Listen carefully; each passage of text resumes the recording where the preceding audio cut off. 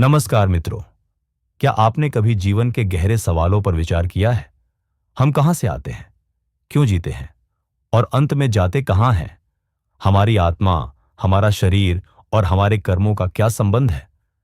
भगवद गीता का 15वां अध्याय पुरुषोत्तम योग इन रहस्यों को गहराई से उजागर करता है। यह अध्याय हमें जीवन के असली उद्देश्य की ओर ले जाता है, मोक्ष की ओर।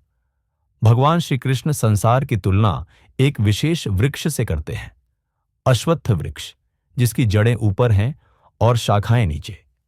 यह उल्टा पेड़ क्या है? यह हमारा जीवन है, जिसकी जड़ें ब्रह्म में हैं, लेकिन शाखाएं फैल रही हैं माया, इच्छाओं और कर्मों में। हम हर दिन इन्हीं शाखाओं में उलझे रहते हैं। रिश्ते, पैसा, पद, मोह, क्रोध, अहंकार। हम सोचते हैं कि यही जीवन है, लेकिन असली शक्ति तो जड़ों में है, आत्मा और परमात्मा के संबंध में। जीवन से जुड़ाव। जैसे कोई पेड़ जड़ों से कट जाए तो वो सूख जाता है, वैसे ही हम भी आध्यात्मिक रूप से सूख जाते हैं जब हम आत्मा से कट जाते हैं।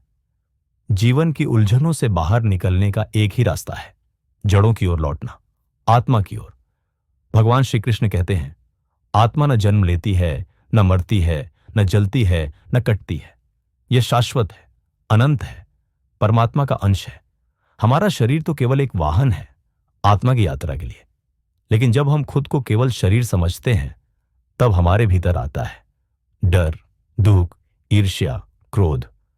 आज डिप्रेशन, अकेलापन, आत्मसंदेह इतना बढ़ रहा है क्योंकि हमने अपने असली स्वरूप मैं आत्मा हूं को भुला दिया है। पुरुषोत्तम योग हमें सिखाता है, नो योरसेल्फ, अपने को जानो। जब यह बोध आता है तो जीवन की अंधकारमय राहों पर प्रकाश फैलने लगता है। भगवान श्री कृष्ण कहते हैं, जो मुझे जान लेता है वह पुरुषोत्तम को जान लेता है। यह पुरुषोत्तम योग है, जहां मनुष्य समझता है कि वह केवल देह नहीं, आत्मा है। जब यह ज्ञान हो जाता है, तब जीवन संतुलित, शांत और सहज बन जाता है। अगर आप आज जीवन में बार बार भटक रहे हैं, किसी निर्णय को लेकर उलझन में हैं, तो 15वें अध्याय का मनन करें।